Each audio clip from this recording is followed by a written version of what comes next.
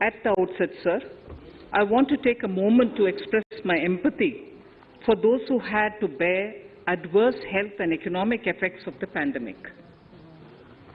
The overall sharp rebound and recovery of the economy is reflective of our country's strong resilience. India's economic growth in the current year is estimated to be 9.2%, highest among all large economies.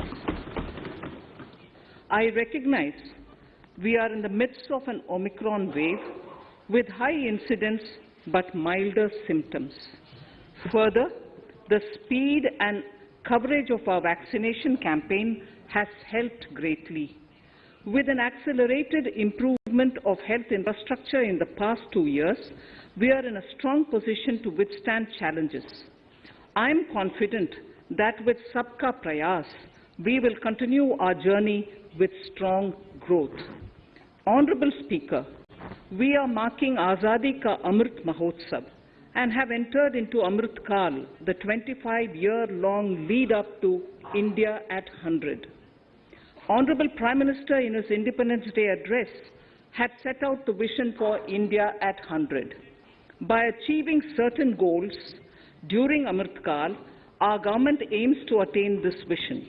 They are complementing the macroeconomic level growth focus with a microeconomic level all-inclusive welfare focus, promoting digital economy and fintech, technology-enabled development, energy transition, and climate action, and relying on virtuous cycles starting from private investment with public capital investment, helping to crowd in private investment. Since 2014, our government's focus has been on empowerment of citizens, especially the poor and the marginalized. Measures have included programs that have provided housing, electricity, cooking gas, and access to water. We also have programs for ensuring financial inclusion and direct benefit transfers. We are committed to strengthening the abilities of the poor to tap all opportunities. Our government constantly strives to provide the necessary ecosystem for the middle classes, a vast and wide section which is populated across various middle-income brackets, to make use of the opportunities they so desire. This budget seeks to lay the foundation and give a blueprint to steer the economy over Amrit Kal of the next 25 years, from India at 75 to India at 100. It continues to build on the vision drawn in the budget of 21-22. Its fundamental tenets, which included transparency of financial statement and fiscal position, reflect the government's intent, strengths, and challenges. This continues to guide us. The initiatives of the last year's budget have seen significant progress and have been provided with adequate allocations in this budget as well. The strengthening of health infrastructure, speedy implementation of the vaccination program, and the nationwide resilient response to the current wave of the pandemic are evident for all. The productivity-linked incentive in 14 sectors for achieving the vision of Atmanirbhar Bharat has received excellent response, with potential to create 60 lakh new jobs and an additional production of 30 lakh investment, helping to crowd in private investment. Since 2014, our government's focus has been on empowerment of citizens, especially the poor and the marginalized. Measures have included programs that have provided housing, electricity, cooking gas, and access to water. We also have programs for ensuring financial inclusion and direct benefit transfers. We are committed to strengthening the abilities of the poor to tap all opportunities. Our government constantly strives to provide the necessary ecosystem for the middle classes, a vast and wide section which is populated across various middle-income brackets, to make use of the opportunities they so desire. This budget seeks to lay the foundation and give a blueprint to steer the economy over Amritkal of the next 25 years, from India at 75 to India at 100. It continues to build on the vision drawn in the budget of 21-22. Its fundamental tenets, which included transparency of financial statement and fiscal position, reflect the government's intent, strengths and challenges. This continues to guide us. The initiatives of the last year's budget have seen significant progress and have been provided with adequate allocations in this budget as well. The strengthening of health infrastructure, speedy implementation of the vaccination program, and the nationwide resilient response to the current wave of the pandemic are evident for all. The productivity-linked incentive in 14 sectors for achieving the vision of Atmanirbhar Bharat has received excellent response, with potential to create 60 lakh new jobs and an additional production of 30 lakh crores during next 5 years. Towards implementation of the new public sector enterprise policy, the strategic transfer of ownership of Air India has been completed. The strategic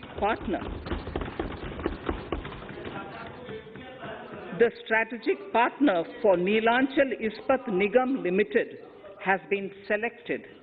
The public issue of the LIC is expected shortly. Others too are in the process for 2022-23.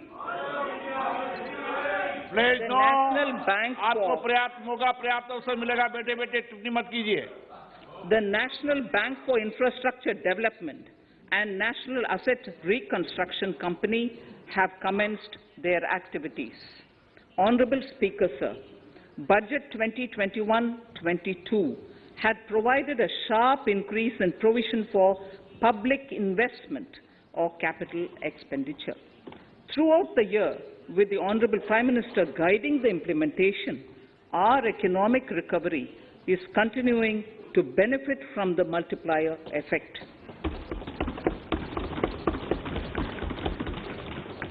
This budget continues to provide impetus for growth. It lays a parallel track of 1. A blueprint for the Amritkal, which is futuristic and inclusive. This will directly benefit our youth, women, farmers, the scheduled castes and the scheduled tribes. And number 2, big public investment. Number 2, big public investment for modern infrastructure, readying for India at 100. This shall be guided by PM Gati Shakti and be benefited by the synergy of multimodal approach. Moving forward on this parallel track, we lay the following 4 priorities: PM Gati Shakti, inclusive development, productivity enhancement and investment, sunrise opportunities, energy transition and climate action, and 4, financing of investments.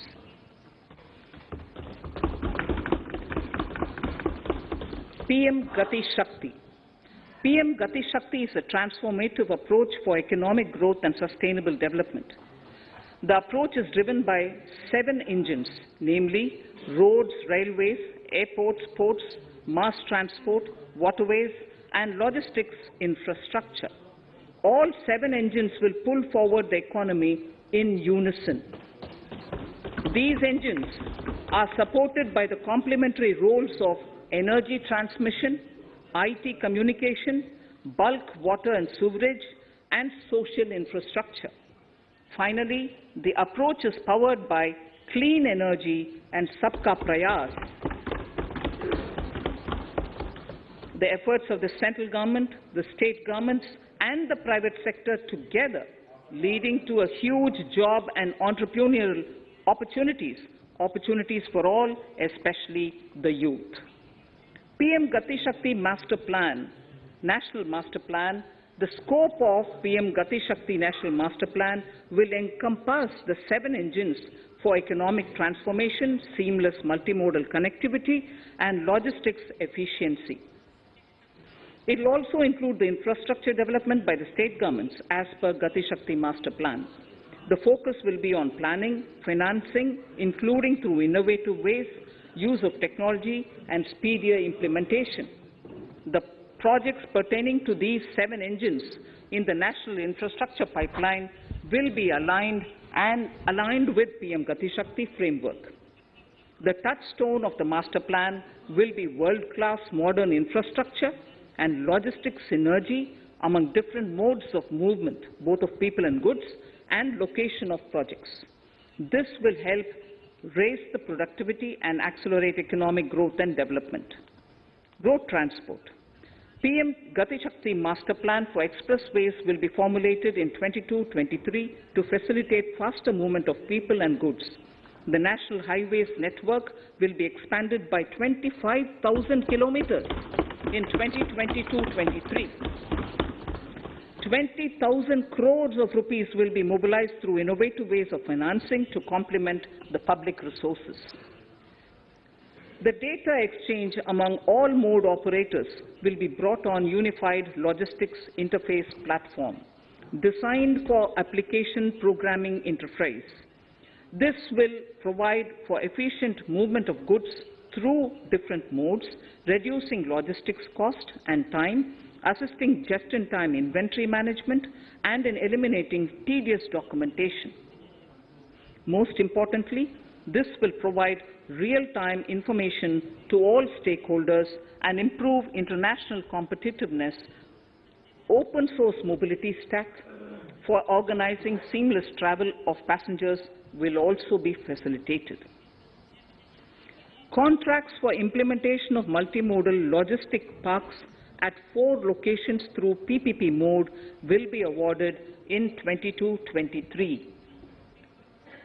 Railways will develop new products and efficient logistics services for small farmers and small and medium enterprises, besides taking the lead in integration of postal and railways network to provide seamless solutions for movement of parcels. One station, one product concept will be popularized to help local businesses and supply chains. As a part of Atmanirbhar Bharat, 2,000 kilometers of network will be brought under Kavach, the indigenous world-class technology for safety and capacity augmentation in 2022-23. 400 new generation Vande Bharat trains will better energy efficiency and passenger riding experience will be developed and manufactured during the next 3 years. 100 PM Gati Shakti cargo terminals for multimodal logistics facilities will be developed during the next 3 years. Innovative ways of financing and faster implementation will be encouraged for building metro systems of appropriate type at scale. Multimodal connectivity between mass urban transport and railway stations will be facilitated on priority. Design of metro systems, including civil structures, will be reoriented and standardized for Indian conditions and needs. Parvat Mala. As a preferred ecologically sustainable alternative to conventional roads in difficult hilly areas, National Ropeways Development Program will be taken up on PPP mode. The aim is to improve connectivity and convenience for commuters, besides promoting tourism. This may also cover congested urban areas where conventional mass transit system is not feasible. Contracts for 8 such ropeway projects for a length of 60 kilometers will be awarded in 22-23. With technical support from the Capacity Building Commission, central ministries state governments and their infra agencies will have their skills upgraded.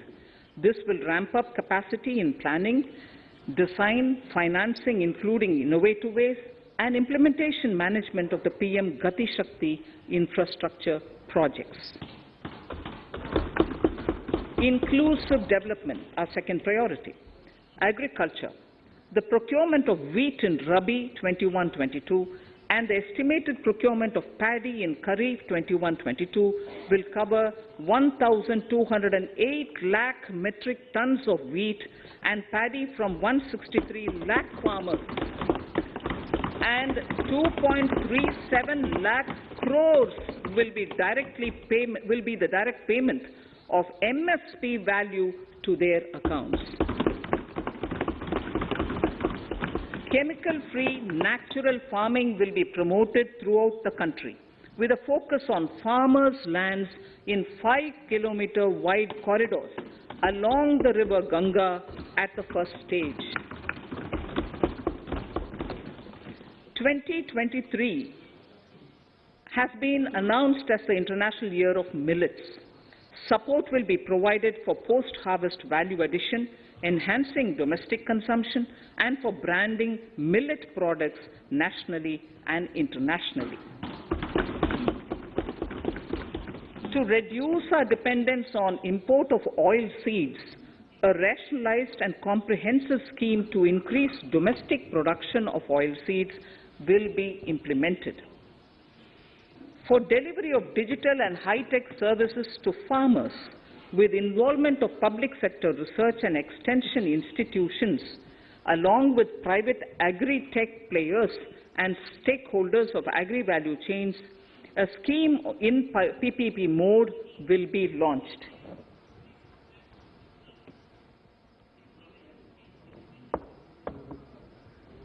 Use of Kisan drones will be promoted for crop assessment, digitization of land records, spraying of insecticides and nutrients.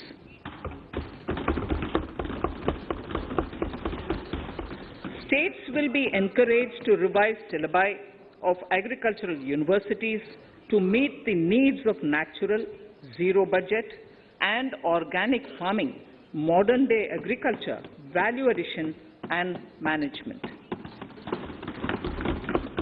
A fund with blended capital raised under the co-investment model will be facilitated through the NABARD. This is to finance startups for agriculture and rural enterprise relevant for farm produce value chain. The activities of these startups will include inter alia, support for FPOs, machinery for farmers on rental basis at farm level, and technology including IT-based support. The implementation of the Ken-Betwa link project at an estimated cost of 44,605 crores will be taken up.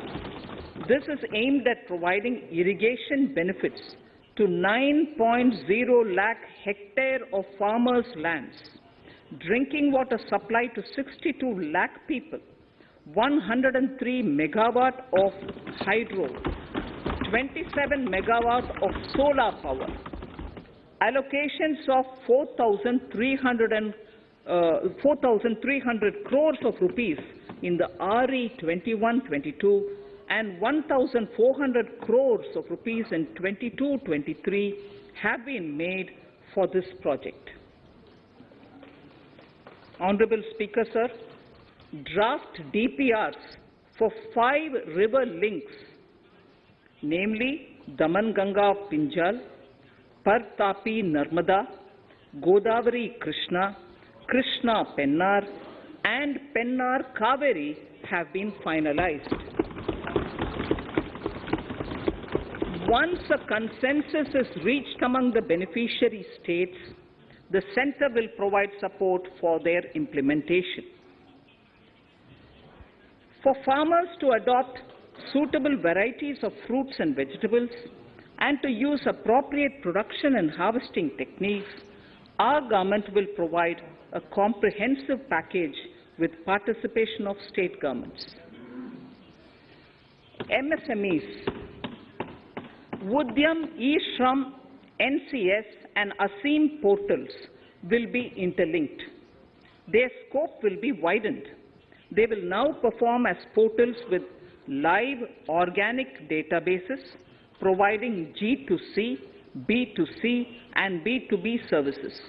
These services will relate to credit facilitation, skilling and recruitment with an aim to further formalize the economy and enhance entrepreneurial opportunities for all.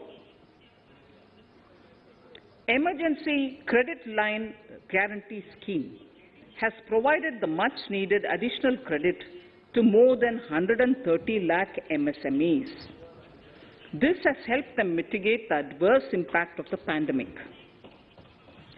The hospitality and related services, especially those by micro and small enterprises, are yet to regain their pre-pandemic level of business. Considering these aspects, the ECLGS will be extended up to March 2023, and its guarantee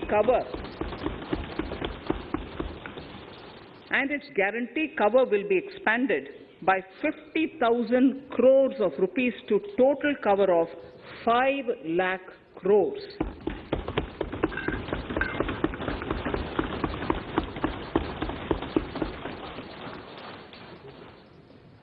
With the additional amount being earmarked exclusively for the hospitality and related sectors. Credit Guarantee Trust for Micro and Small Enterprises, CGT-MSE, scheme will be revamped with required infusion of funds. This will facilitate additional credit of 2 lakh crore for micro and small enterprises and expand employment opportunities.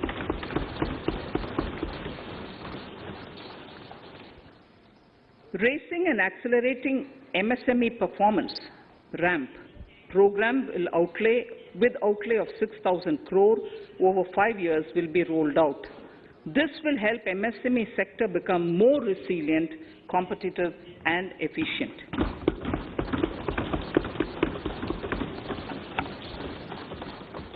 Skilling programs and partnership with the industry will be reoriented to promote continuous skilling avenues, sustainability and employability. The National Skill Qualification Framework will be aligned with dynamic industry needs. Digital ecosystem for skilling and livelihood, the Desh Stack e-portal, will be launched. This aims to empower citizens to skill, reskill or upskill through online training. It will also provide API-based trusted skill credentials, payment and discovery layers to find relevant jobs and entrepreneurial opportunities. Startups will be promoted to facilitate Drone Shakti through varied applications and for drone as a service.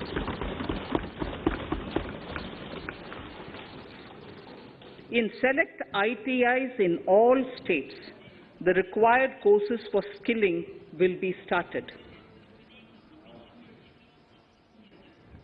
Due to the pandemic-induced closure of schools, our children, particularly in the rural areas and those from scheduled castes and scheduled tribes and other weaker sections, have lost almost 2 years of formal education. Mostly, these are children in government schools. We recognize the need to impart supplementary teaching and to build a resilient mechanism for education delivery. For this purpose, One Class, One TV channel program of PM E-Vidya will be expanded from 12 to 200 TV channels. This will enable all states to provide supplementary education in regional languages for classes 1 to 12.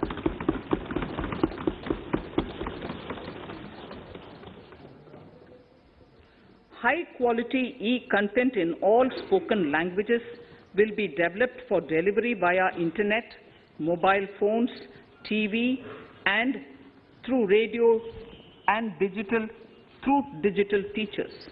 A competitive mechanism for development of quality e-content by the teachers will be set up to empower and equip them with digital tools of teaching and facilitate better learning outcomes.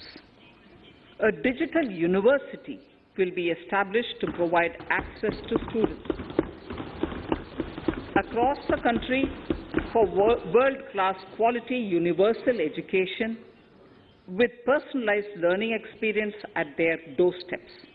This will be made available in different Indian languages and ICT formats. The university will be built on a networked hub and spoke model, with the hub building cutting-edge ICT expertise. The best public universities and institutions in the country will collaborate as a network of hub and spoke. An open platform for the national digital health ecosystem will be rolled out.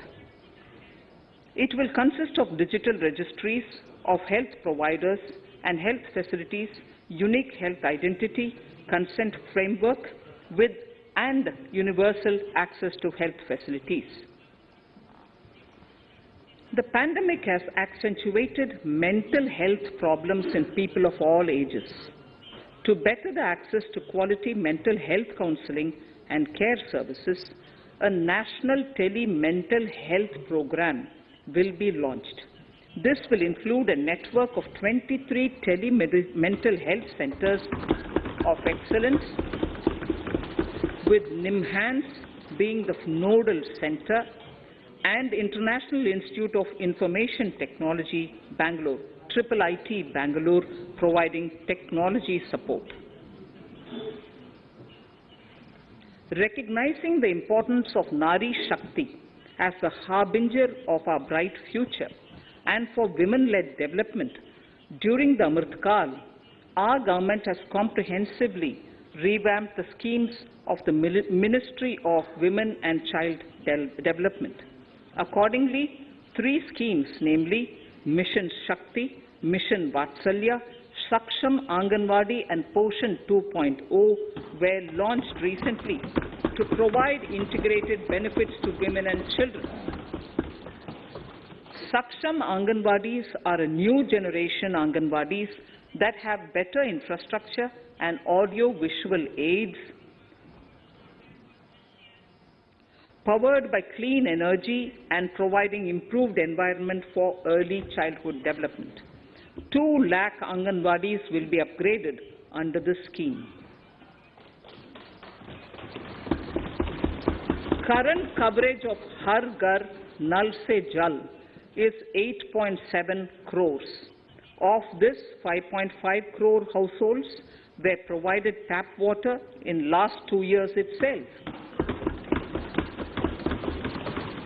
Allocation of 60,000 crores of rupees has been made with an aim to cover 3.8 crore households in 2022 and 23.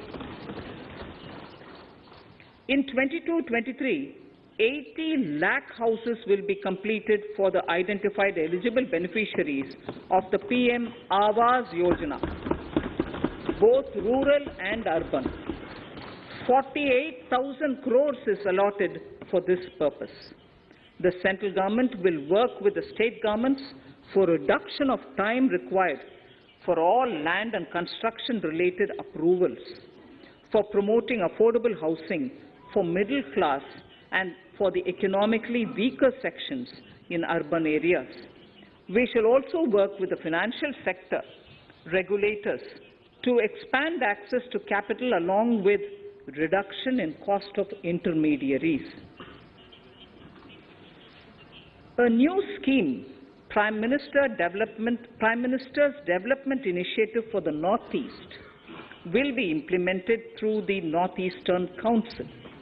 It will fund infrastructure in the spirit of PM Gati Shakti and social development projects based on felt needs of the Northeast. This will enable livelihood activities for youth and women, filling the gaps in various sectors. It will not be a substitute for existing central or state schemes. While the central ministries may also post their candidate projects, priority will be given to those posted by the states. An initial allocation of 1,500 crores of rupees will be made, and the initial list of projects is given in Annexure 1 of my speech.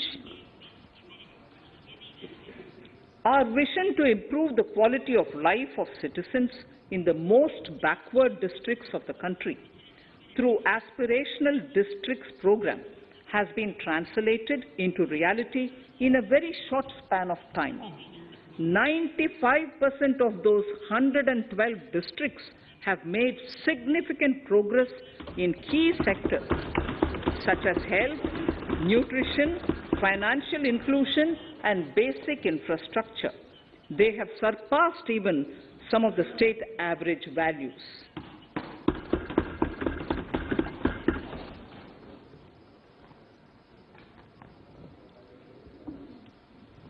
However, in those districts, some blocks continue to lag.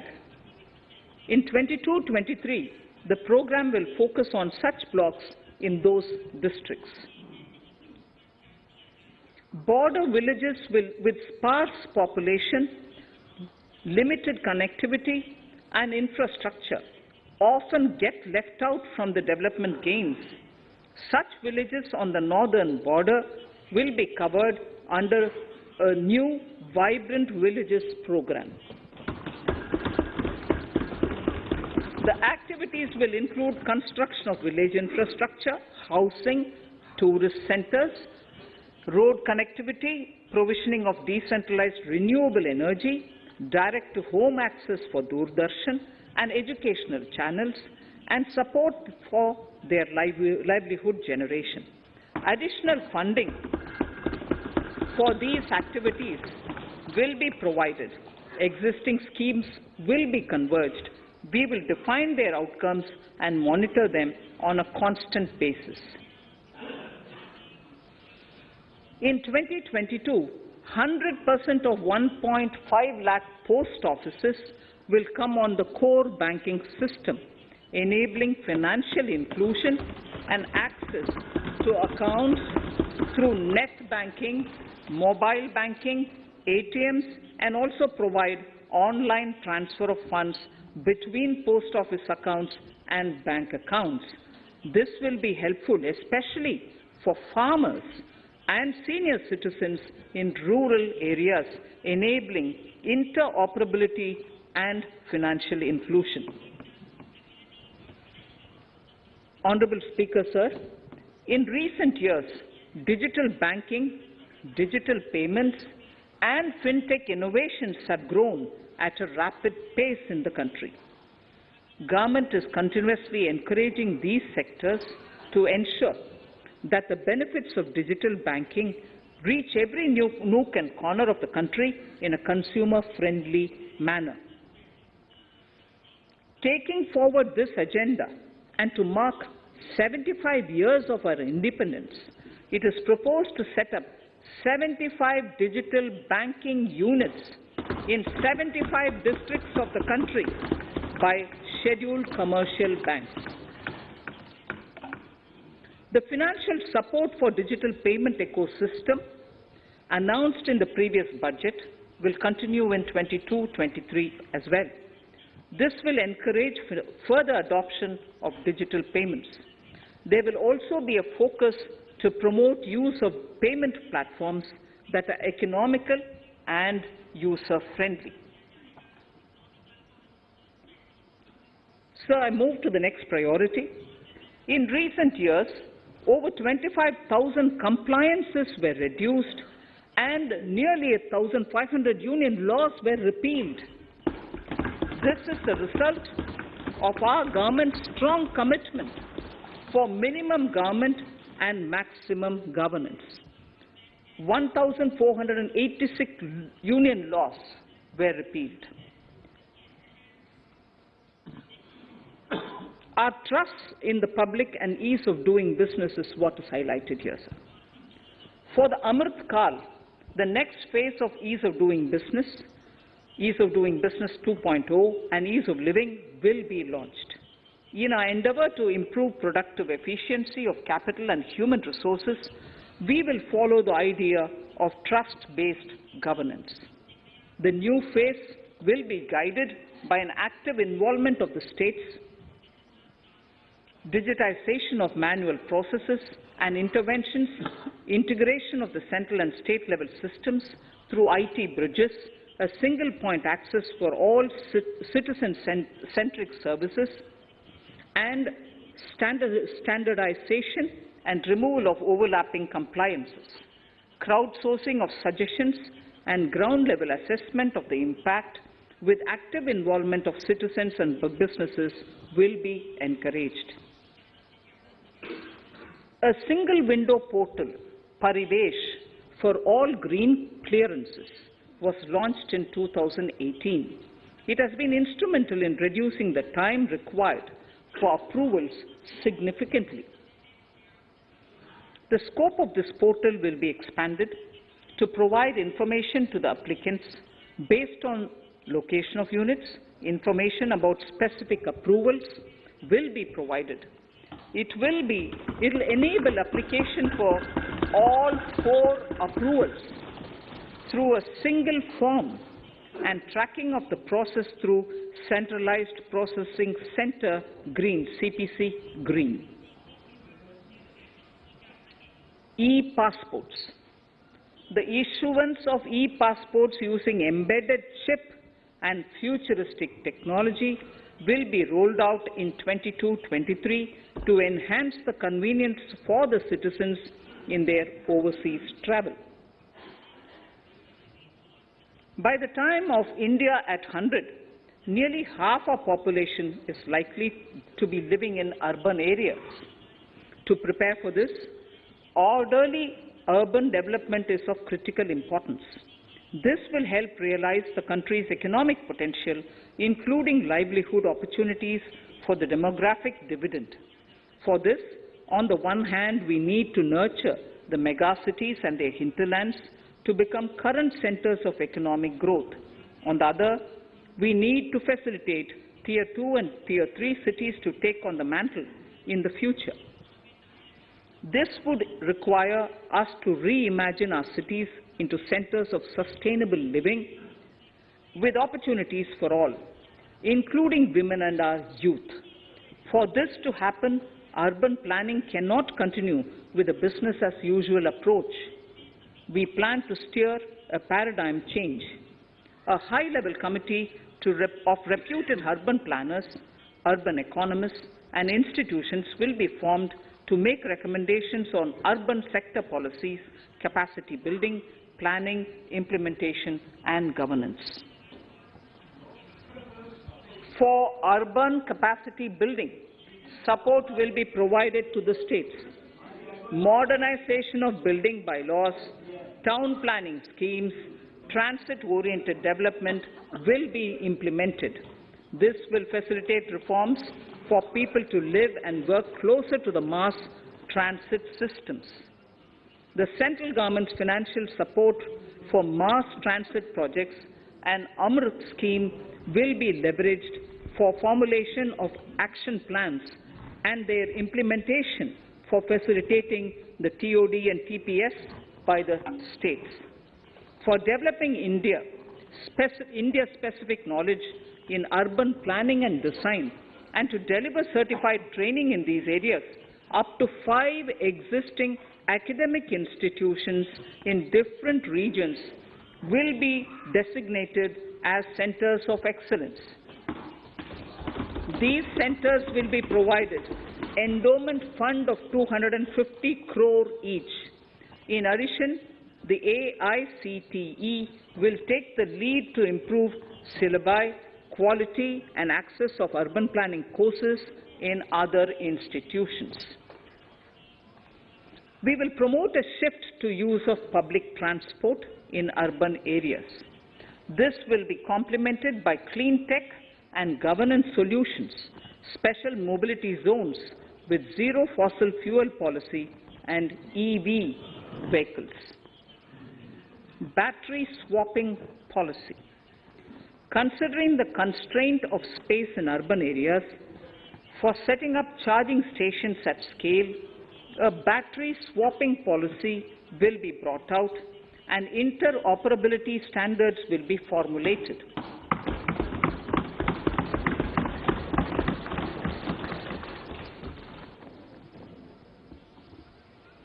The private sector will be encouraged to develop sustainable and innovative business models for battery or energy as a service.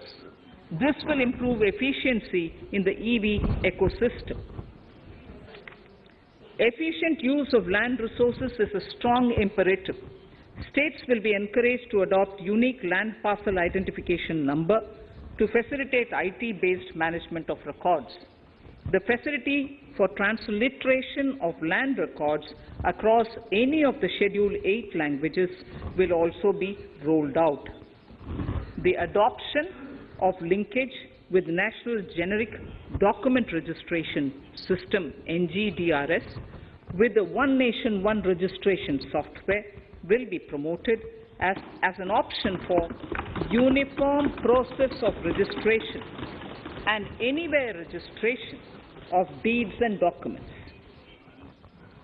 Necessary amendments in the code IBC will be carried out to enhance the efficiency of the resolution process and facilitate cross-border insolvency resolution. Accelerated corporate exit. Several IT-based systems have been established for accelerated registration of new companies.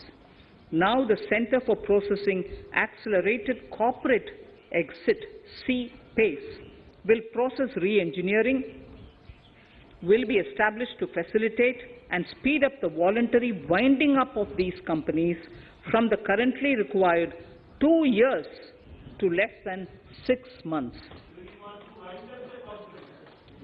Government procurement.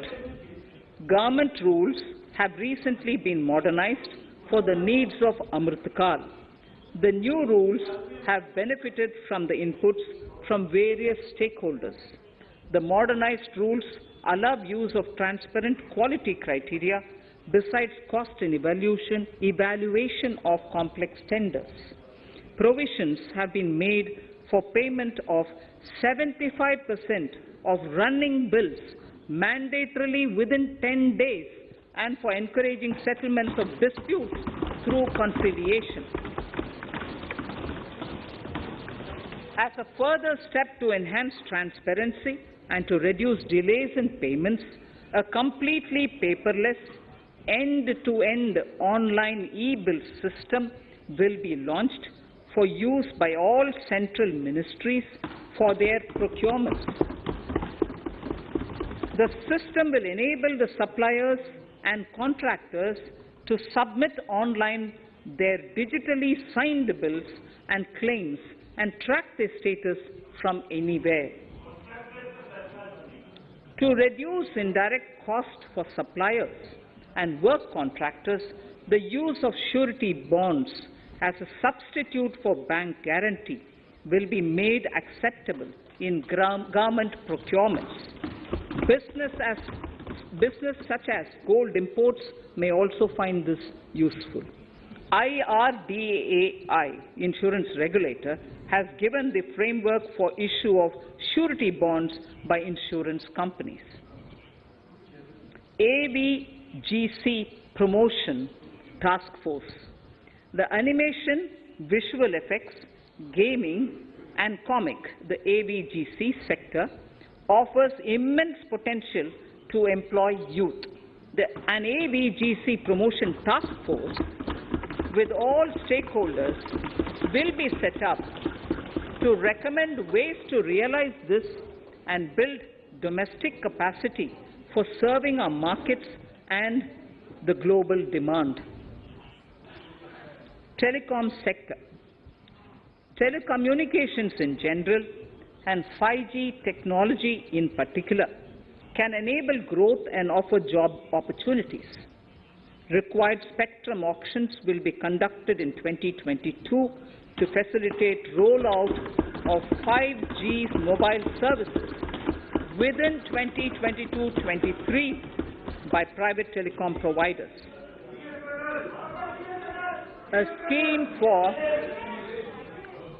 scheme for design-led manufacturing will be launched to build a strong ecosystem for 5G as part of the production-linked incentive scheme. To enable affordable broadband and mobile service proliferation in rural and remote areas, 5% of annual collections under the Universal Service Obligation Fund will be allocated.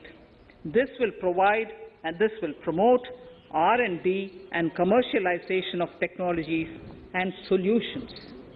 Our vision is that all villages and their residents should have the same access to e-services, communication facilities, and digital resources as urban areas and their residents.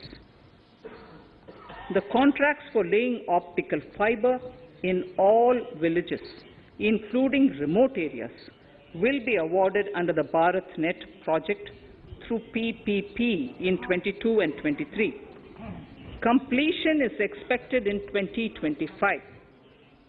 Measures will be taken to enable better and more efficient use of the optical fiber. Export promotion.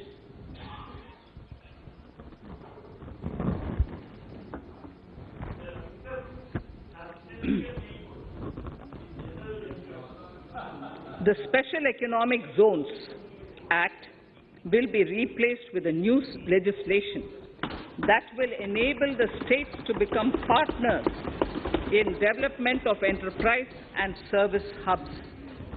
This will cover all large existing and new industrial enclaves to optimally utilize available infrastructure and enhance competitiveness of exports.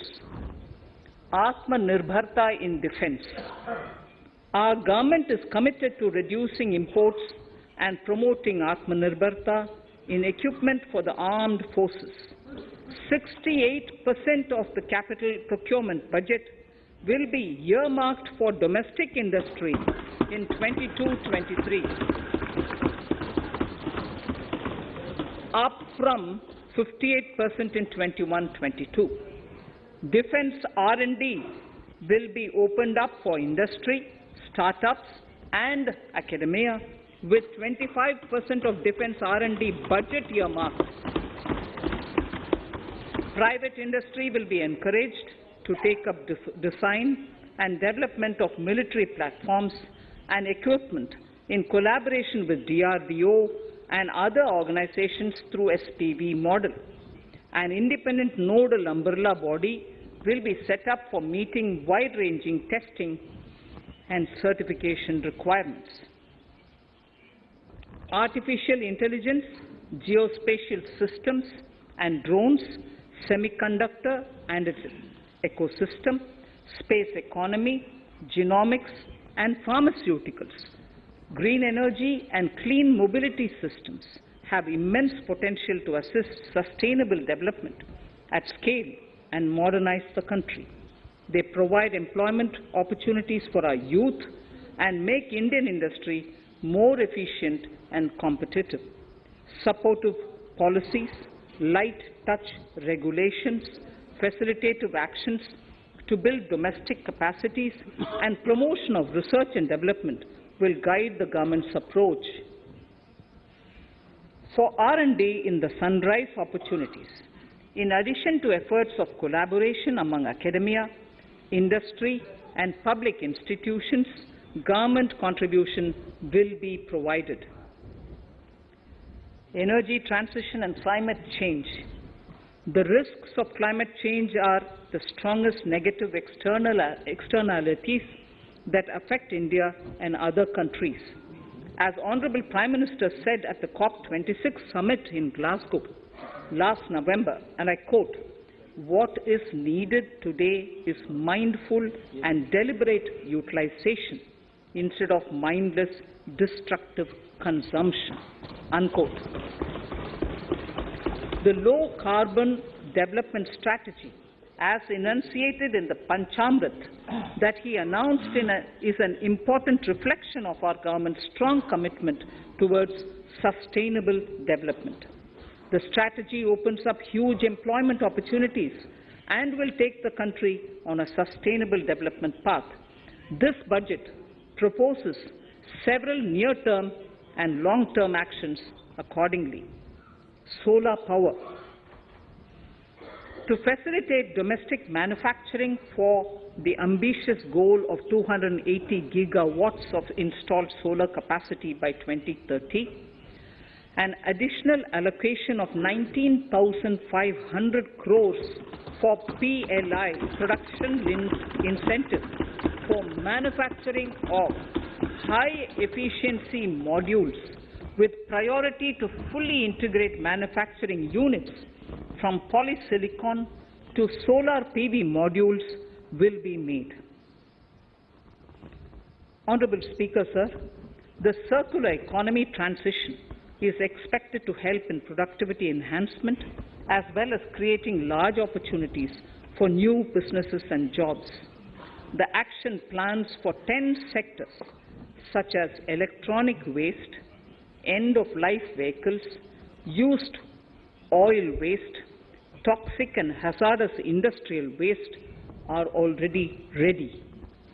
The focus will now be on addressing important cross-cutting issues of infrastructure, reverse logistics, technology upgradation, and integration with informal sector.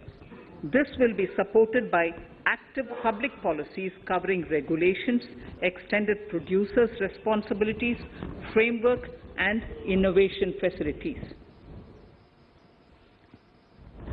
5 to 7% biomass pellets will be co-fired in thermal power plants, resulting in carbon dioxide savings of 38 MMT annually. This will also provide extra income to farmers and job opportunities to locals and help avoid stubble burning in agricultural fields. Saving energy is an important aspect of the energy management. Hence, energy efficiency and savings measures will be promoted. This will be done in large commercial buildings through the energy service company business model.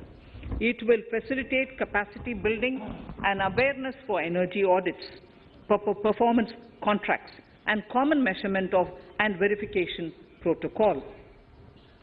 4 pilot projects for coal gasification and conversion of coal into chemicals required for the industry will be set up to evolve technical and financial viability. The policies and required legislative changes to promote agroforestry and private forestry will be brought in. In addition, financial support will be provided to farmers belonging to scheduled castes and scheduled tribes who want to take up agroforestry. Honorable Speaker, I now move to the 4th priority, financing of investments. Capital investment holds the key to speedy and sustainable economic revival and consolidation through its multiplier effect. Capital investment also helps in creating employment opportunities, induced enhanced demand for manufactured input from large industries and MSMEs, services from professionals, and help farmers through better agri-infrastructure.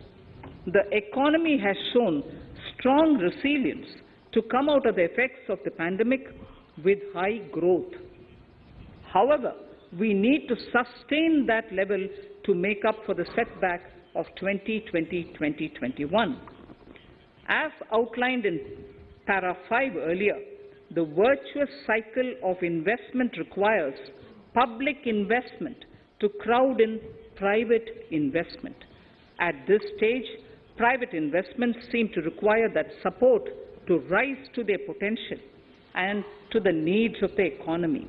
Public investment must continue to take the lead and pump prime the private investment and demand in 2022-23.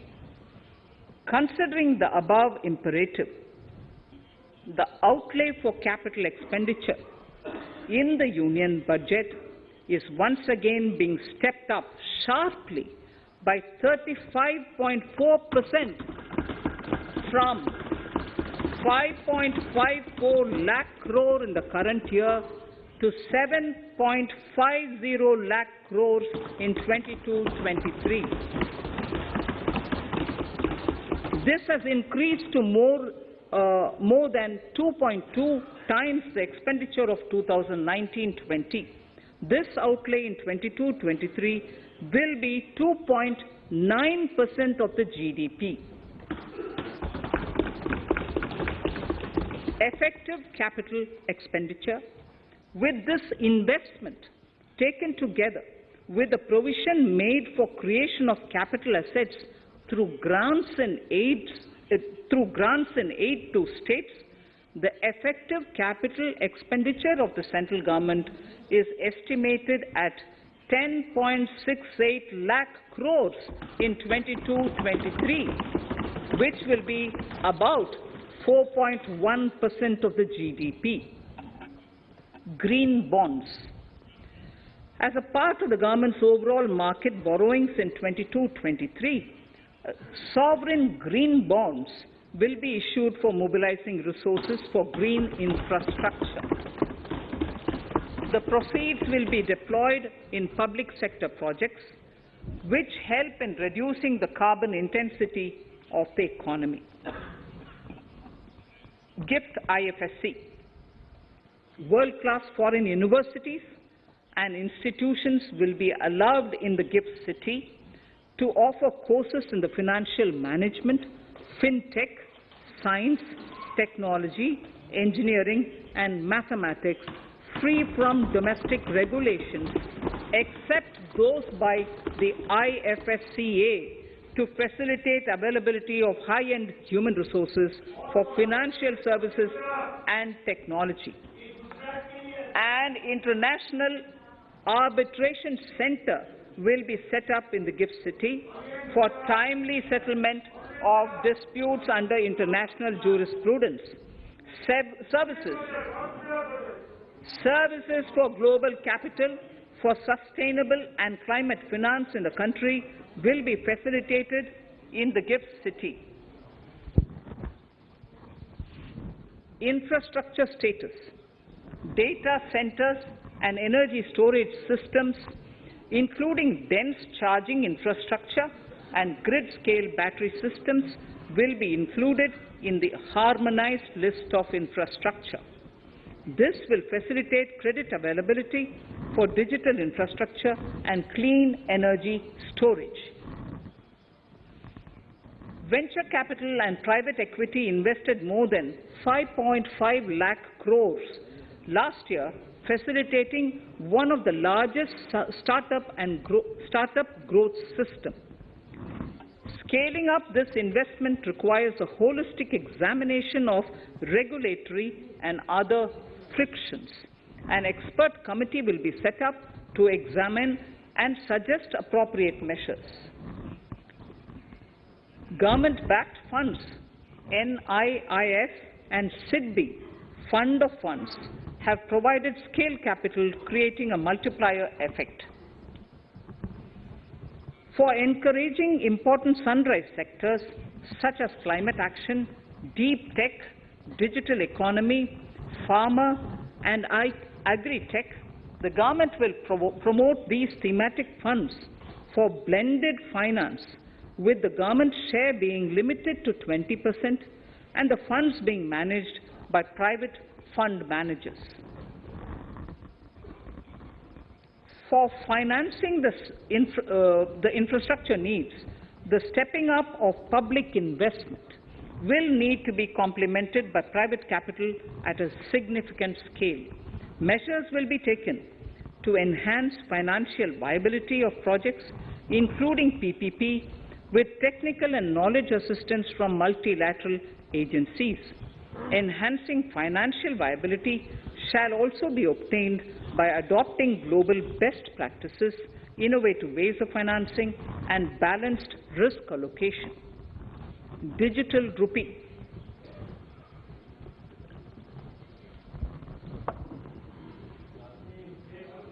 Introduction of a central bank digital currency will give a big boost to digital economy. Digital currency will also lead to a more efficient and cheaper currency management system. It is therefore proposed to introduce digital rupee using blockchain and other technologies to be issued by the Reserve Bank of India starting 2022 and 23.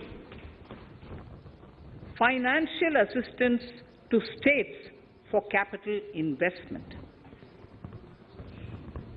Reflecting the true spirit of cooperative federalism, the central government is committed to bolstering the hands of the states in enhancing their capital investment towards creating productive assets and generating remunerative employment.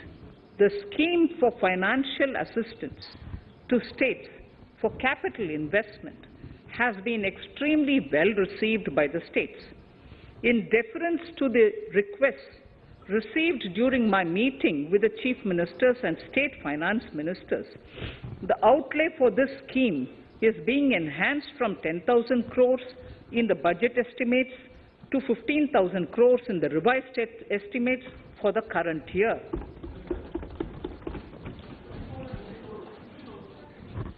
For 22-23,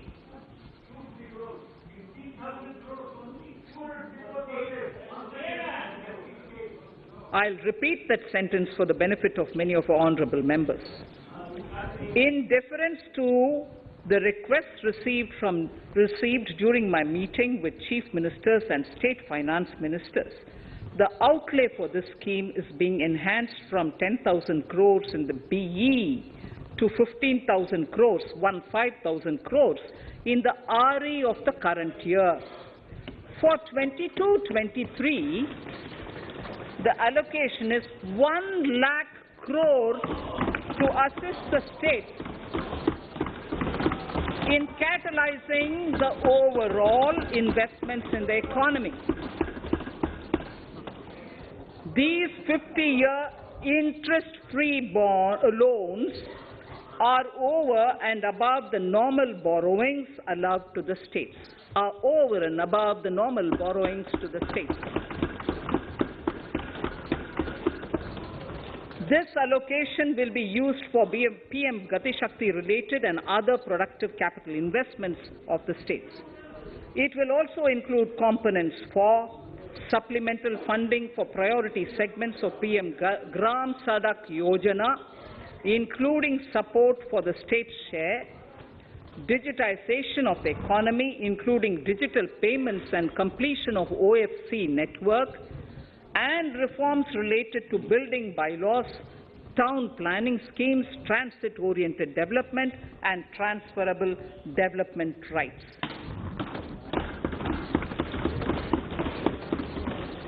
In 22-23, in accordance with the recommendations of the 15th Finance Commission, the states will be allowed a fiscal deficit of 4% of the GSDP, of which 0.5% will be tied to power sector reforms, for which the conditions have already been communicated in 21-22. Fiscal management. As against a total expenditure of 34.83 lakh crores of rupees projected in the BE 21-22, the revised estimate is 37.70 lakh crores. The revised estimate of capital expenditure is 6.3 lakh crores of rupees.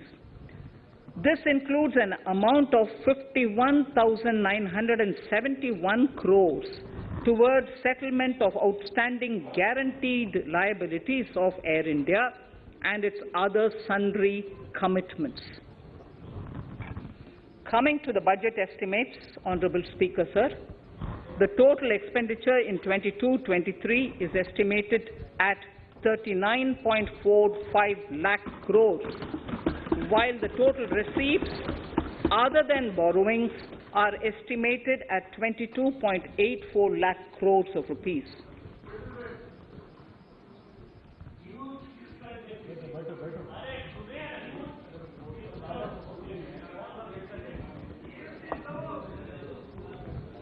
The revised fiscal deficit, Honorable Speaker, in the current year is estimated at 6.9% of the GDP, as against 6.8% projected in the budget estimates. The fiscal deficit is in 22-23 is estimated at 6.4% of the GDP, which is consistent with the broad path of the fiscal consolidation announced by me last year to reach a fiscal deficit level below 4.5% by 25-26. While setting the fiscal deficit level in 22-23, I am conscious of the need to nurture growth through public investment to become stronger and sustainable. I will now move to Part B of my speech.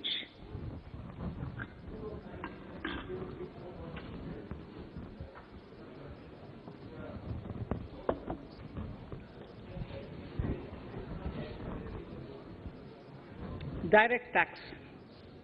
Honorable Speaker, sir, I take this opportunity to thank all the taxpayers of our country who have contributed immensely and strengthened the hands of the government in helping their fellow citizens in this hour of need. So I have brought in a little verse from the Mahabharata. I won't spend more time reading because I would like the speech to get enough time. However, the substance of it is the king must make arrangements for yoga kshema, which is the welfare of the populace, by way of abandoning any laxity and by governing the state in line with dharma, along with collecting taxes which are in consonance with dharma. This is Mahabharata Shanti Parva Adhyaya, Shloka 11 from 72. Drawing wisdom from our ancient texts, we continue on the path to progress. The proposals in this budget, while continuing with our declared policy of stable and predictable tax regime, intend to bring more reforms that will take ahead our vision to establish a trustworthy tax regime. This will further simplify the tax system, promote voluntary compliance by taxpayers, and reduce litigation. Introducing new updated return. India is growing at an accelerated pace and people are undertaking multiple financial transactions. The Income Tax Department has established a robust framework of reporting of taxpayers' transactions. In this context, some taxpayers may realize that they have committed omissions or mistakes in correctly estimating their income for tax payment. To provide an opportunity to correct such errors, I am proposing a new provision permitting taxpayers to file an updated return on payment of additional tax.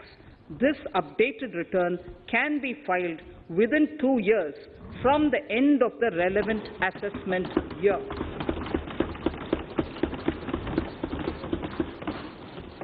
Honorable Speaker, sir, presently, if the department finds out that some income has been missed out by an assessee, it goes through a lengthy process of adjudication.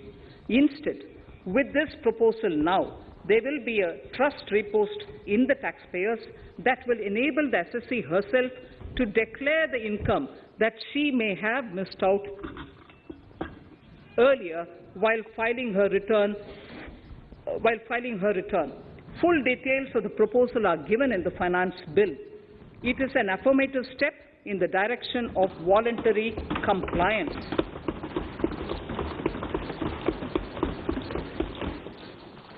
Reduced alternative minimum tax rate and surcharge for cooperatives. Currently, cooperative societies are required to pay alternate minimum tax at the rate of 18 and 1.5%. However, companies pay the same rate, the same, which is the alternate minimum tax, at the rate of 15%.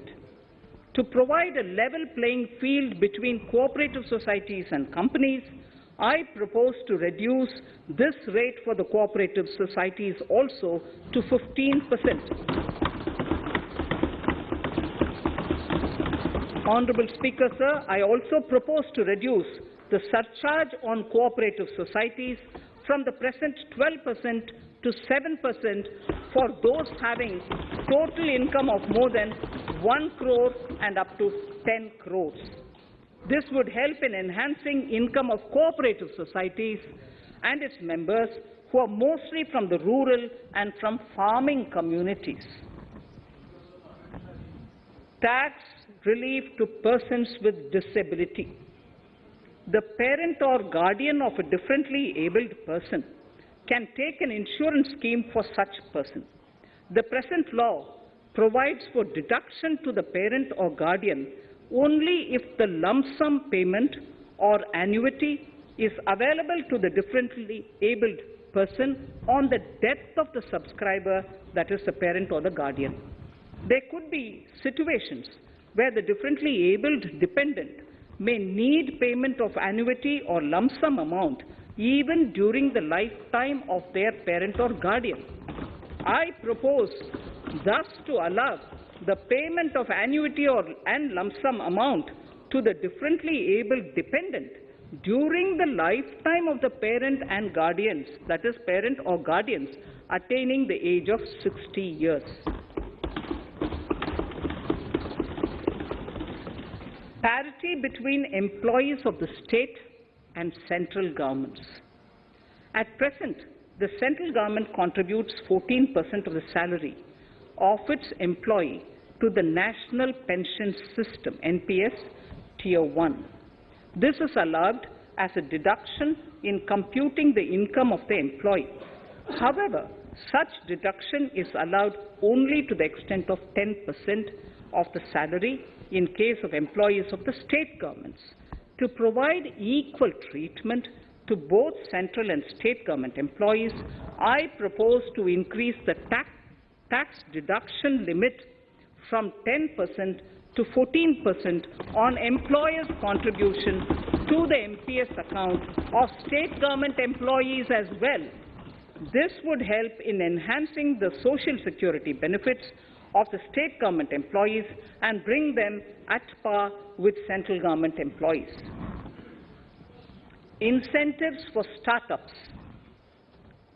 Startups have emerged as drivers of growth for our economy. Over the past few years, the country has seen a manifold increase in successful startups. Eligible startups established before 31/3/2022 had been provided a tax incentive for 3 consecutive years out of the 10 years from incorporation. In view of the COVID pandemic, I propose to extend the period of incorporation of the eligible startup by 1 more year, that is up to 31/3/2023, for providing such tax incentives.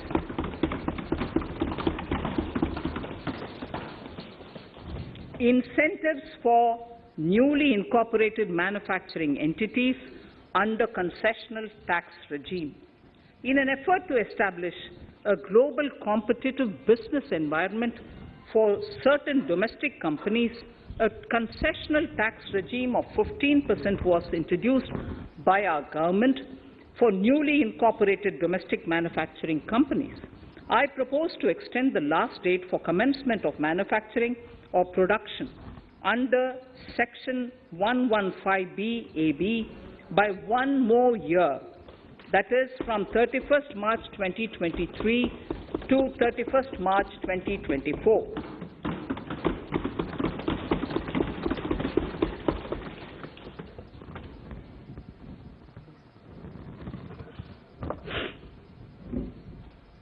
Scheme for taxation of virtual digital assets. There has been a phenomenal increase in transaction in virtual digital assets. The magnitude and frequency of these transactions have made it imperative to provide for a specific tax regime. Accordingly, for the taxation of virtual digital assets, I propose to provide that any income from transfer of any virtual digital asset shall be taxed at the rate of 30%, 30%. No deduction in respect of any expenditure or allowance shall be allowed while computing such income except cost of acquisition. Further, loss from transfer of virtual digital asset cannot be set off against any other income. Further, in order to capture the transaction details, I also propose to provide for TDS on payment made in relation to transfer of virtual digital asset at the rate of 1% of such consideration above a monetary threshold. Gift of virtual digital asset is also proposed to be taxed in the hands of the recipient.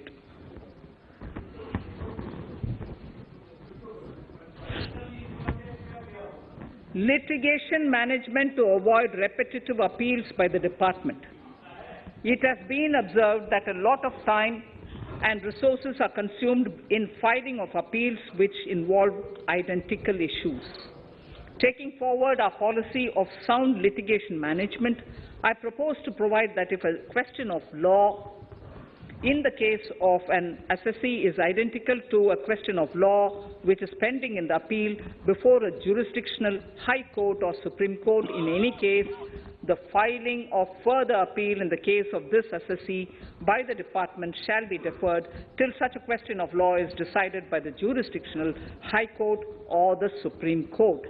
This will greatly help in reducing the repeated litigation between taxpayer and the department. Taking forward our efforts to further promote the IFSC, I hereby propose to provide that income of a non-resident from offshore derivative instruments or over-the-counter derivatives issued by an offshore banking unit, income from royalty and interest on account of lease of ship, and income received from portfolio management services in IFSC shall be exempt from tax subject to specified conditions. Rationalization of surcharge. In the globalized business world, there are several work contracts whose terms and conditions mandatorily require formation of a consortium. The members in the consortium are generally companies. In such cases, the income of these AOPs has to suffer a graded surcharge up to 37%, which is a lot more than surcharge on the individual companies.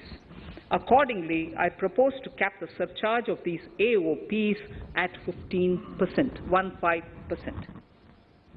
Further, the long-term capital gains on listed equity shares, units, etc., are liable to maximum surcharge of 15%, while other long-term capital gains are subjected to a graded surcharge which goes up to 37%.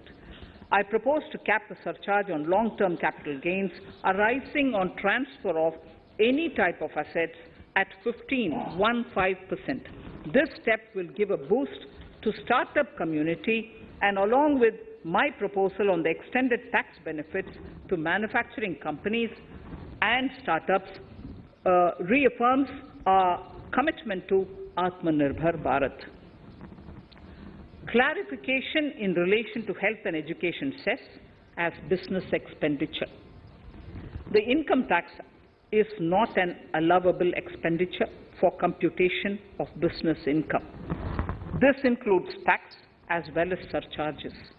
The health and education cess is imposed as an additional surcharge on the taxpayer for funding specific government welfare programs. However, some courts have allowed health and education cess as business expenditure, which is against the legislative intent. To reiterate the legislative intent, I propose to clarify that any surcharge or cess on income and profits is not allowable as business expenditure. Deterrence against tax evasion. Honourable Speaker, sir, presently there is ambiguity regarding set-off of brought forward loss against undisclosed income detected in search operations. It has been observed that in many cases where undisclosed income or suppression of sales, etc., is detected, payment of tax is avoided by setting off of losses. In order to bring certainty and to increase deterrence among tax evaders, I propose to provide that no set-off of any loss shall be allowed against undisclosed income detected during search and survey operations.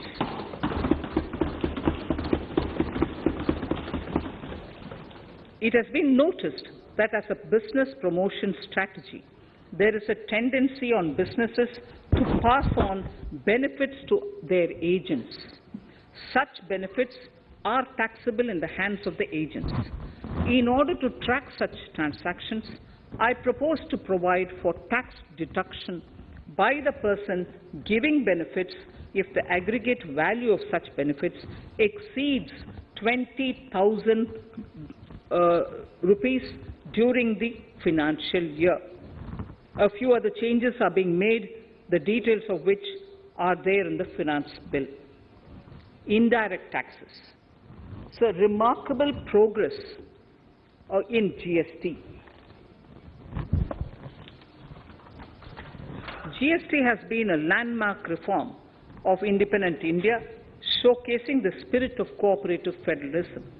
While aspirations were high, there were huge challenges too. These challenges were overcome deftly and painstakingly under the guidance and the oversight of the GST Council. We can now take pride in a fully IT-driven and progressive GST regime that has fulfilled the cherished dream of India as one market, one tax. There are still some challenges remaining, and we aspire to meet them in the coming year. The right balance between facilitation and enforcement has engendered significantly better compliance, and enforcement has engendered better compliance. GST revenues are buoyant despite the pandemic. I would bring in something which I've got to know this morning, not part of my speech, but worth putting in here for the knowledge of the Honourable House. I would like to bring to the notice of this House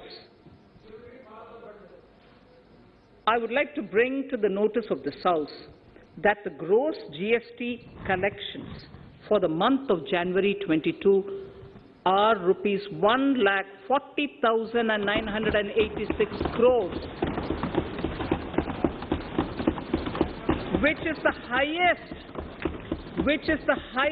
since the inception of GST. This has been possible due to rapid economic growth, recovery, post-COVID,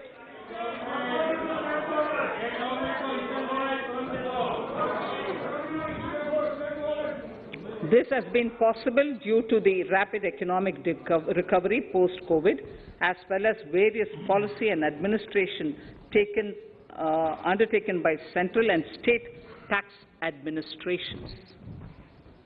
Taxpayers deserve applause for this growth. Not only did they adapt to the changes, but enthusiastically contributed to the cost of paying taxes. Special economic zones. In part A of my speech, I have referred to the proposed reforms in SEZs. Alongside, we will also undertake reforms in customs administration of SEZs, and it shall henceforth be fully IT-driven and function on the customs national portal with a focus on higher facilitation and with only risk-based checks. This will ease doing business by SEZ units considerably. This reform shall be implemented by 30th September 2022. Customs reforms and duty rate changes. Customs administration has reinvented itself over the years through liberalized procedures and infusion of technology. Faceless customs has been fully established. During COVID-19 pandemic, customs formation have done exceptional frontline work against all odds, displaying agility and purpose. Customs reforms have played a very vital role in domestic capacity creation, providing level playing field to our MSMEs, easing the raw material supply side constraints, enhancing ease of doing business, and being an enabler to other policy initiatives such as PLI and phased manufacturing plans. My proposal on customs side are aligned to these objectives. Project imports and capital goods. National Capital Goods Policy 2016 aims at doubling the production of capital goods by 2025. This would create an employment opportunities and result in increased economic activity. However, several duty exemptions, even extending to over 3 decades in some cases, have been granted to capital goods for various sectors like power, fertilizer, textiles, leather footwear, food processing, and fertilizers. These exemptions have hindered the growth of the domestic capital goods sector. Similarly, project import duty concessions have also deprived the local producers of a level playing field in areas like coal mining projects, power generation, transmission or distribution projects, railway and metro projects. Our experience suggests that reasonable tariffs are conducive to the growth of domestic industry and make in India without significantly impacting the cost of essential imports. Accordingly, Honourable Speaker, Sir, it is proposed to phase out the concessional rates in capital goods and project imports gradually and apply a moderate tariff of 7.5%. Certain exemptions for advanced machineries that are not manufactured within the country shall continue. A few exemptions are being introduced on inputs like specialized castings, ball screw, and linear motion guide to encourage domestic manufacturing of capital goods. In the last 2 budgets, we have rationalized several customs exemptions.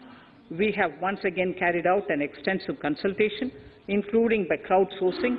As a result of these consultations, more than 350 exemption entries are proposed to be gradually phased out.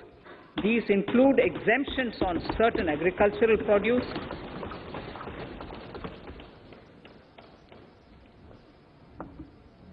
chemicals, fabrics, medical devices and drugs, and medicines for which sufficient domestic capacity exists. Further, as a simplification measure, several concessional rates are being incorporated in the customs tariff schedule itself instead of prescribing them through various notifications. This comprehensive review will simplify the customs rate and tariff structure, particularly for sectors like chemicals, textiles, and metals, and minimize disputes. Removal of exemption on items which are or can be manufactured in India and providing concessional duties on raw material that go into manufacturing of intermediate products will go many a step forward in achieving our objective of Make in India and Atmanirbhar Bharat. I shall now take up specific sector-specific proposals. Electronics. Electronic manufacturing has been growing rapidly. Customs duty rates are being calibrated to provide a graded rate structure to facilitate domestic manufacturing of wearable devices, hearable devices, and electronic smart meters. Duty concessions are being given to parts of transformer of mobile phone chargers and camera lens of mobile camera module and certain other such items.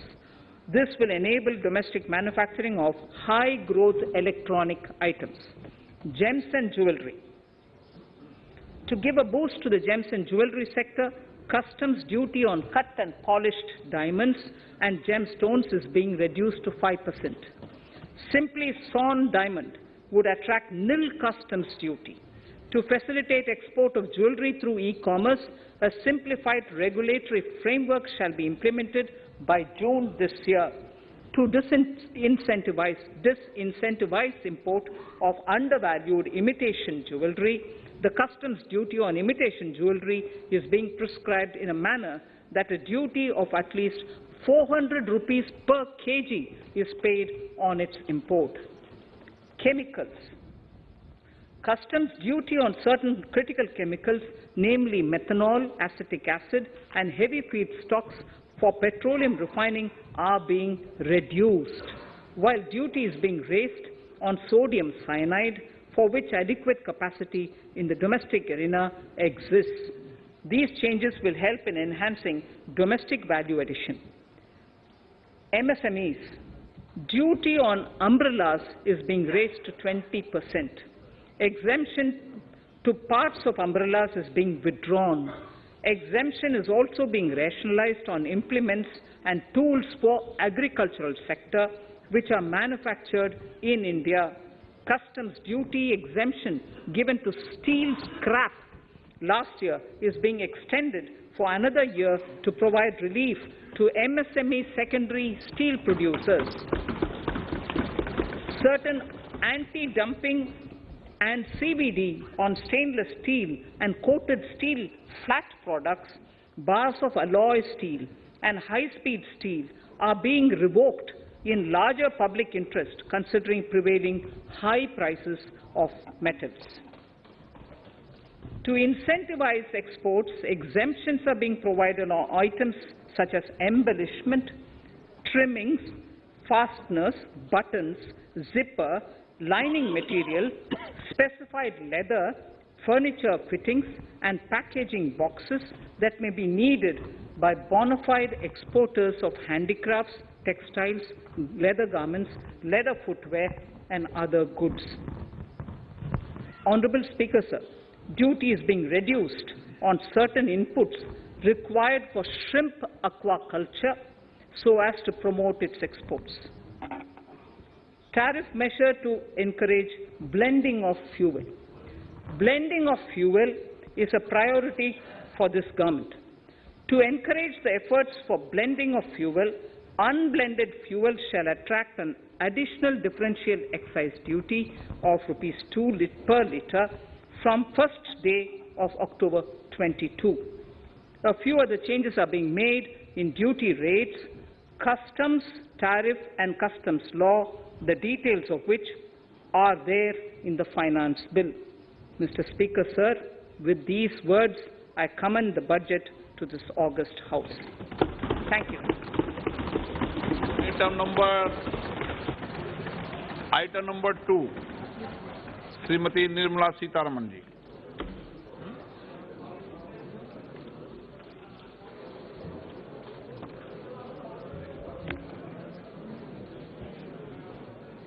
Sir, with your permission, I rise to lay on the table the following statements under Section 3(1) of the Fiscal Responsibility and Budget Management FRBM Act 2003, Medium-Term Fiscal Policy cum Fiscal Policy Strategy Statement and Macroeconomic Framework Statement. Item number 3, Vitt Videk 2020, Nirmala Sitharaman ji. Sir, item number 3, Finance Bill. Sir, with your permission, I rise to move for leave to introduce the Finance Bill 2022. प्रश्न ये कि वित्त विधेयक को पुनर्स्थापित करने की अनुमति प्रदान की जाए। जो सदस्य इसके पक्ष में हाँ गए, जो सदस्य विरोध में ना गए, मेरे विचार में निर्णय हाँ वालों के पक्ष में, हाँ वालों के पक्ष में। माननीय मंत्री जी, वित्त विधेयक को पुनर्स्थापित करें। Sir, I introduce the bill. सभा की कार्रवाई कल बुधवार दिनांक 2 फरवरी 2022 को 4:30 बजे तक के लिए स्थगित की जाती है।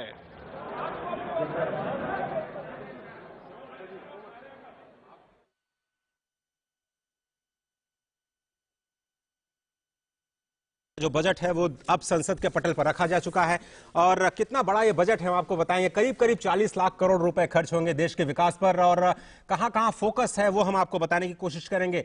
ये जो बजट है नए भारत की नींव रखता है। जिस तरह से वित्त मंत्री ने स्पष्ट तौर पर कहा कि ये जो अमृत काल चल रहा है, 75 साल आजादी के हो चुके हैं और अब हम 75 से 100 साल का ये जो 25 साल का सफर है उसकी एक नींव रखता हुआ ये जो बजट है वो किस तरह से बुनियादी ढांचे पर फोकस करता है। आगे जाते हुए जो कोरोना की चुनौतियां हैं, क्या उससे निपटने में ये जो बजट है वो कुछ बड़े फायदे पहुंचाता है देश को, हम आपको बताने की कोशिश करेंगे और समझाने की कोशिश करेंगे।